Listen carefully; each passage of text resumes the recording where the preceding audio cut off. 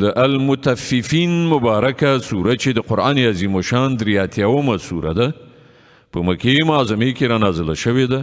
14 مبارک آیاتونه لري.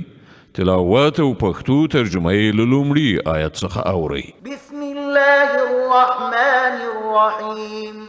د الله په نوم چې ډېر زیات مهربان پوره رحم لرونکی دی. ویل للمطففین الذين إذا اكتالوا على الناس يستوفون وإذا كالوهم أو وزنوهم يخسرون. تباهی ده د کم ورکوونکو د پاره.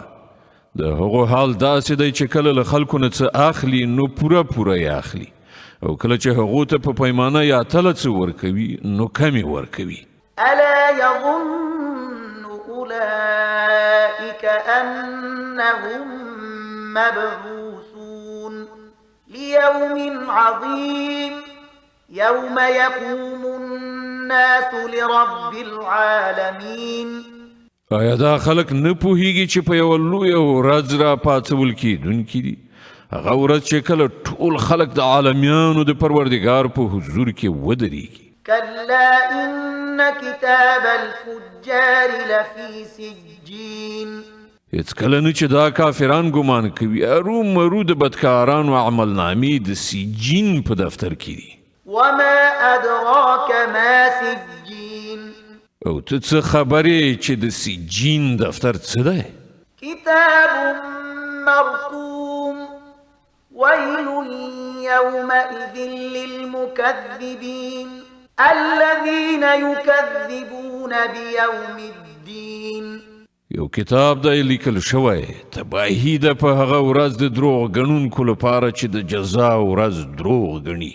وما يكذب به إلا كل معتد أثيم إذا تتلى عليه آياتنا قال أساطير الأولين. او هیڅوک د جزا ورځ دروغ نه ګڼي مګر هغه څوک چې له حده تیری کوونکی بد عمله دی. هغه ته چې کله زموږ آیاتونه واورول شي نو وایي دا خو د پخوانیو وختونو ویناوې دي. كلا بل ران على قلوبهم ما كانوا يكسبون.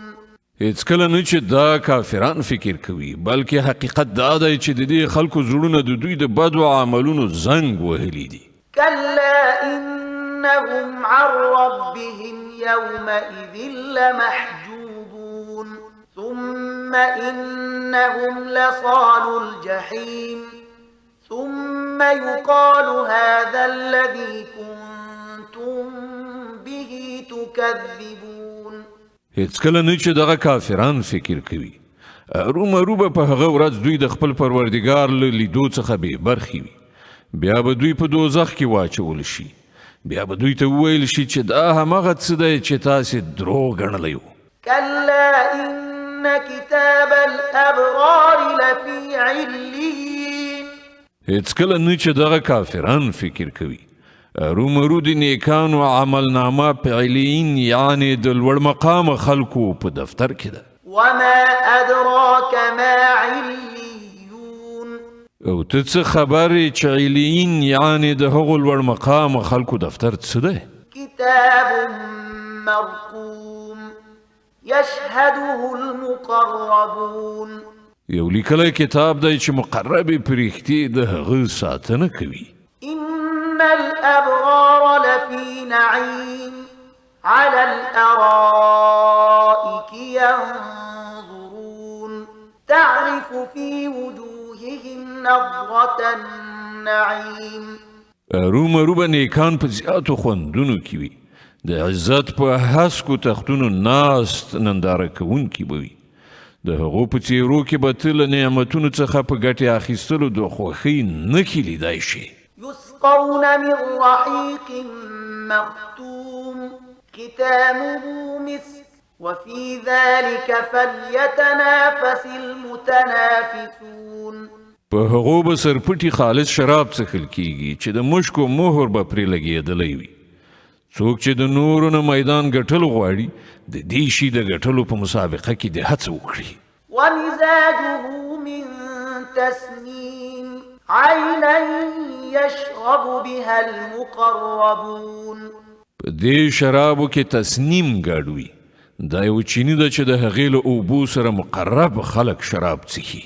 إن الذين أجرموا كانوا من الذين آمنوا يضحكون وإذا مروا بهم يتغامزون وإذا انقلبوا إلى أهلهم انقلبوا فكهين. مجرمانو په دنیا کې په مؤمنانو باندې ملنډې وهلې چې کله به د هغو تر څنګ تېرېدل نو د هغوی لوري ته به یې د تمسخر سترګکونه وهل. کله چې به خپلو کورونو ته ورستنېدل نو د ملنډو وهلو د خوندونو په اخیستلو به ورستنېدل. وإذا رأوهم قالوا إن هؤلاء لضالون وما أرسلوا عليهم حافظين. او کله چې به مسلمانان لیدل نو ویل به دا لار ورکي سرګردان خلک دي په داسې حال کې چې دوی د هغو څارونکي نه وو لیږل شوي. فاليوم الذين آمنوا من الكفار يضحكون على الأرائك ينظرون. نن خو مؤمنان پر کفارو خندا کوي په تختونو ناس د هغو د حالت ننداره کوي. هل ثوب الكفار ما كانوا يفعلون. آیا ورکړه شوه کافرانو ته د هغو د حرکتونو جزا چې هغو کول؟